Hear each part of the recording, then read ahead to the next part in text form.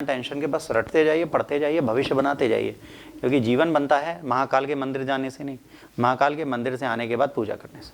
और कौन सी पूजा? शिक्षा की पूजा। जो सरस्वती माता की पूजा होती है वो इसीलिए होती है कि आप पढ़ो, इसलिए होती नहीं माता आके बुद्धि दे देंगे, रटना तो पड़ेगा भाई। तो रटने का काम करते हैं। ये है गर्भिणी दृष्टि। गर्भिणी दृष्टि एक योजना है, देश की पहली फेरेट अनुसंधान सुविधा के समर्पण, गर्भ इन दृष्टि डेटा रिपोजिटरी का शुभारंभ और एक प्रमुख प्रौद्योगिकी हस्तांतरण समझौते के निष्पादन के साथ अत्याधुनिक जैव चिकित्सा अनुसंधान नवाचार के प्रति भारत की प्रतिबद्धता ने एक महत्वपूर्ण छलांग लगाई है। India's commitment to cutting edge biomedical research and innovation took a significant leap forward with the dedication of the nation's first ferret research facilities, launch of Garbhini Drishti data repository and execution of the key technology transfer agreement। यह एक data dashboard है जो दक्षिण Asia के सबसे बड़े गर्भ अवस्था समूह डेटा सेटों में से एक है। गर्भ INI कार्यक्रम के तहत विकसित है। यह अभूतपूर्व प्लेटफॉर्म 12,000 से अधिक गर्भवती महिलाओं, नवजात शिशु और प्रसवोत्तर माताओं की एकत्रित अभूतपूर्व नैदानिक डेटा, छवियों और जैविक नमूनों तक पहुंच प्रदान करता है। मतलब क्या हो गया? मान लीजिए 12,000 से ऊपर गर्भवती महिलाएं, नवजात शिशु और उनमें जो सिम्टम्स थे उनका अगर हमारे पास डेटा है। मान लीजिए कोई महिला है, वो कहती है मुझे पहले महीने से वॉमिट्स हो रही हैं, ठीक, या मेरा गर्भ रुका हुआ है या बहुत ज़्यादा वीक है, तो ये इस डेटाबेस में से कई ऐसे मेडिकल में इन 12 में से 2 तो ऐसी महिला मिलेंगी जिनके सिम्टम्स इनसे मिलेंगे। फिर वो देखेंगे उस समय के डॉक्टर्स ने कैसा इलाज किया। तो आपका अगर ये डेटाबेस बढ़ा रहेगा तो आपके पास रेफरेंस के लिए बहुत चीज़ें हो जाएंगी। वे विश्व में शोधकर्ताओं को मातृ और नवजात स्वास्थ्य परिणाम में सुधार लाने के उद्देश्य परिवर्तनकारी अनुसंधान करने में सक्षम बनाएगा। भाई बच्चे को कौन सी बीमारी है, लोग किस लिए बीमार हैं, इन सब चीज़ों को ये पूरी तरीके से सही कर देगा।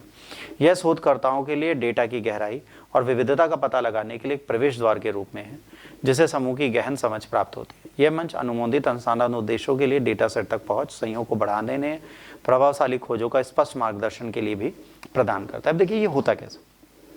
आपका एक हेल्थ कार्ड बनता है, एक मेडिकल कार्ड बनता है, जैसे डेबिट कार्ड होता है वैसा।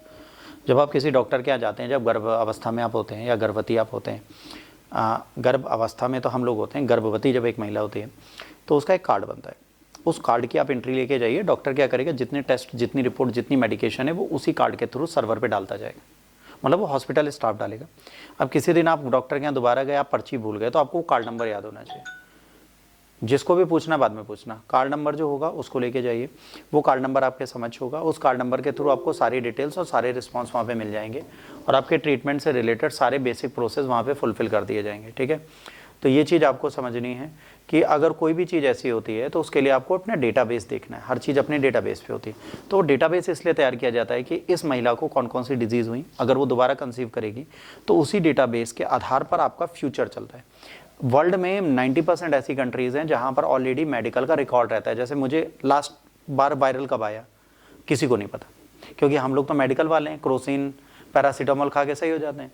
फॉरेन में उनका रिपोर्ट होता है, उनको टेस्ट करके जस्टिफाई करके रखा जाता है। ये एक बहुत इंपॉर्टेंट फैक्ट्स होते हैं जो यहाँ पर दिखते हैं, तो इनको जरूरी है। ये मातृ शिशु स्वास्थ्य को बढ़ावा देता है, समय से पूर्व जन्म के लिए पूर्वानुमान उपकरणों को विकसित करता है। केंद्रीय विज्ञान प्रौद्योगिकी मंत्रालय जैव प्रौद्योगिकी विभाग के तहत इसको तैयार किया जाएगा। कार्यक्रम translation health science and technology institution, ठीक है। इसके बाद NCR बायोटेक क्लस्टर फरीदाबाद द्वारा संचालित किया जाता है। अटल जय अनुसंधान बायोटेक मिशन राष्ट्रीय स्तर पर प्रशासनिक प्रौद्योगिकी नवाचार का हिस्सा है। तो ये किसका पार्ट है, ये आपसे पूछा जाएगा। अटल जय अनुसंधान बायोटेक मिशन का पार्ट है और इसी के अंडर ये अंडरटेकिंग किसकी है, रेलिवेंट टेक्नोलॉजी इनोवेशन के तहत इसको रखा जाता है। याद रखिए यहाँ पे जो डिजीज़ हैं, जो बीमारियाँ हैं, उनका अगर ट्रैक रिकॉर्ड होगा तो भविष्य में जो बर्थ रेट है वो बढ़ेगा।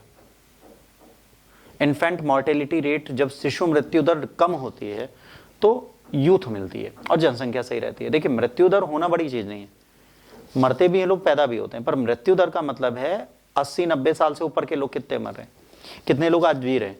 आज हमारी इंडिया की बात करें तो अभी कुछ लोग आए फॉरेन से, ठीक है, और जब वो आए इंडिया में, बिलियनियर थे, वो आए तो सोचिए वो मुंबई तक में इंटरव्यू 10 मिनट भी नहीं दे पाए, वो चले गए, क्योंकि उन्हें लगा एयर क्वालिटी यहाँ की बहुत ख़राब है।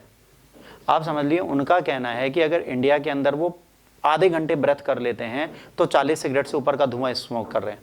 तो आज हमारी कंट्री में 90% लोग, जो हम लोग हैं, हम इसी पुअर एयर क्वालिटी में रोज सांस ले रहे हैं। हम सिगरेट पिए ना पिए, हर बंदे को कैंसर होने के चांसेस हैं आज की डेट में। तो ये समस्याएं क्या हैं? हेल्थ इश्यूज़ है। अगर इन हेल्थ इश्यूज़ का एक रिकॉर्ड बना के हम चलें शुरुआत से कि 90% लोगों को डिजीज़ की हुई है, इसका क्या बेसिक कारण था, तो शायद हम इसमें सुधार कर सकते हैं। ठीक है।